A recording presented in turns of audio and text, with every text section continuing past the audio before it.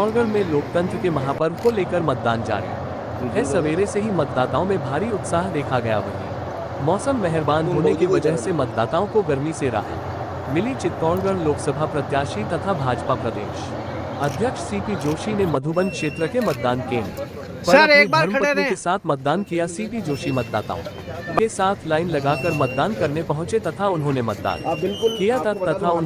किया। उन्होंने मतदाताओं से मतदान करने की अपील की। तो वहीं चित्तौड़गढ़ विधायक चंद्रभान सिंह आक्या कृषि उपज मंडी मतदान पहुंचे। उन्होंने मतदान किया। उन्होंने पत्रकारों से बात करते हुए कहा कि मतदान हमारा अधिकार है तथा विकसित भारत के लिए मतदान करें। उन्होंने कहा कि एक वोट ही हमारे को अच्छी सरकार दे सकता है, इसलिए मतदान करें। वहीं चित्तौड़गढ़ जिले भर में उत्साह से मतदान जारी है। निर्वाचन विभाग के कई नवाचार सामने आए हैं। कई जगह ढोल बजाकर मतदाताओं का स्वागत किया गया तो कहीं जगह ढोल लेकर मतदान करने पहुंचे मतदाता। निर्वाचन विभाग के द्वारा किए गए नवाचारों के चलते मतदाताओं में जबरदस्त उत्साह नजर आ रहा है। वहीं मतदान केंद्रों पर पहले पहुंचे 25-25 मतदाताओं को प्रशस्ति पत्र देकर सम्मान भी किया गया।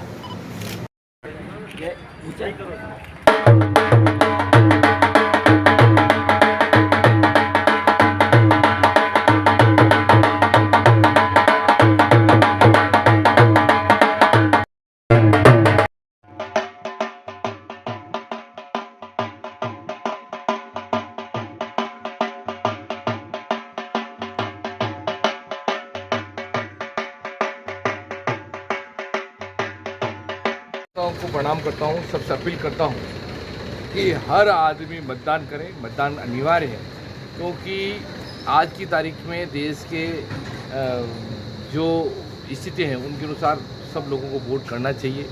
और सब लोगों को जिस प्रकार का मोदी जी के प्रति माहौल पूरे देश में है तो मोदी जी को देखते हुए सभी जगह भारतीय जनता पार्टी को आप वोट दें। और चित्तौड़गढ़ लोकसभा में मेरे बड़े भाई सीपी जोशी जी चुनाव लड़ रहे हैं, उसमें से आप ज़्यादा से ज़्यादा वोट देकर उनको जिताने की आप सब लोगों से विनती है कि आप सब लोग ज़्यादा से ज़्यादा वोट देकर जिताएंगे। सभी पार्टियों के पदाधिकारी भी लग रहे हैं और प्रशासनिक अधिकारी भी लगे हुए, ज़्यादा से ज़्यादा वोटिंग हो। इसलिए मैं सब लोगों से अपील करता हूँ ज़्यादा से ज़्यादा वोटिंग कर इस चुनावी महापर्व को आप सब लोग सफल बनाएं और ज़्यादा से ज़्यादा वोट करें। अगर प्रथम चरण की तरह द्वितीय चरण में बहुत अच्छे वोट पड़ेंगे, बहुत अच्छा माहौल है।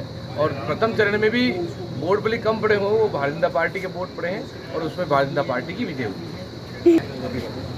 सोचता हूँ कि सभी मतदाताओं से मैं इतना ही आग्रह करता हूँ कि राष्ट्र हित में हम सभी अपने मत का प्रयोग करें, क्योंकि एक आपके वोट से इस देश का सर्वांगीण विकास हो सकता है, भारत सशक्त हो सकता है। और पिछले 10 वर्षों में जो जनता जनार्दन का आशीर्वाद रहा है, जो जन जन की भावनाएं दिख रही है, वो निश्चित रूप से इस बार भी फिर एक बार मोदी सरकार वही कल्पना लग रही है।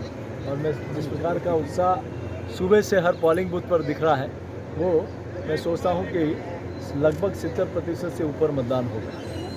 लगता है कोई भी राजनीतिक दल अपने जीतने की बजाय कि उनको इतने प्रचंड बहुमत से थोड़ा सा कम मिलेगा उसी में खुश है।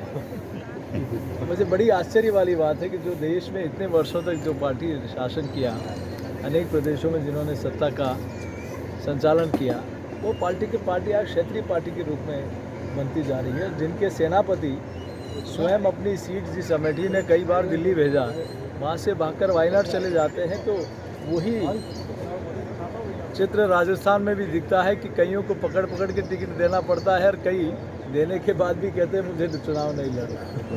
तो जिसका सेनापति ही भग जाए डर से, तो उसकी जनता उन पर कोई विश्वास नहीं करेगी। तो मैं सोचता हूँ कि कांग्रेस पार्टी की सोच इतनी है कि हम 400 से 1 सीट कम आ जाएगी तो उसी में खुश है, तो वो अपने लिए नहीं लड़ रहे। और मोदी जी को क्यों रोकना चाहते हैं? क्या धारा 370 हटना गलत था क्या प्रभु श्री राम मंदिर बनना गलत था क्या? कि किसी गरीब का मकान बनना, शौचालय बनना, गैस का कनेक्शन होना गलत था क्या? जनधन का खाता होना गलत था क्या? हर घर में पीने का शुद्ध पानी पहुँचे ये गलत था क्या? किसान को किसान सम्मान निधि मिले गलत था क्या? लेकिन कोई जवाब नहीं है। आज भारत की अर्थव्यवस्था दुनिया की टॉप 5 में पहुँच गई और आने वाले दिनों में टॉप 3 में पहुँचेंगे। कोई तो बताए कि क्या गलती है। उनके पास कहने को कुछ नहीं है, लेकिन सिर्फ मोदी जी को रोकना है। लेकिन मोदी जी के साथ देश की 140 करोड़ लोगों का आशीर्वाद है। जोशी जी, आप सच तो बोल रहे हैं, बाकी लोगों को तकलीफ क्यों हो रही है? उनके वंशज के लोग बोल रहे हैं और रामराज की कल्पना हम लोग कर रहे हैं। इसमें कांग्रेस के लोगों को तकलीफ किस बात की है?